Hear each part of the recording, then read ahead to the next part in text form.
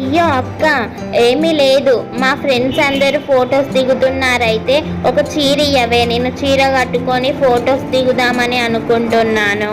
అబ్బా, ఈ దయ్యం మొహంది మంచిగానే ప్లాన్ వేసింది. మొన్న ఆ రోజు నేను మ్యాగీ అడిగితే నాకు ఇవ్వలేదు, కానీ దీనికి చీర ఇవ్వాలన్నట. చీర అయ్యో చెల్లి, ఇంకెక్కడున్నాయన్న చీరలు? మొన్న మా చెల్లి వచ్చి తీసుకెళ్ళింది. అబ్బా దొంగ మొహంది, మొన్ననే చెన్నై షాపింగ్కి వెళ్ళి ఫుల్ చీరలు కొనుకొచ్చుకున్నది. వాళ్ళ చెల్లి వచ్చిందని చెప్తుంది. నాకు తెలిసే నీ గురించి. ఏంటే చెల్లి, ఏమో అనుకుంటున్నావు మనసులో? ఇంకేమనుకుంటుంది? దీనికి ఎందుకు ఇవ్వట్లేదో దానికి అర్థం అవుతుంది. అందుకే నేను ఇలా అన్నాను, లేకపోతే దీనికి నా చీరలు కావాలన్నట. సరేలే అక్క, లేకపోతే నువ్వేం చేస్తావులే.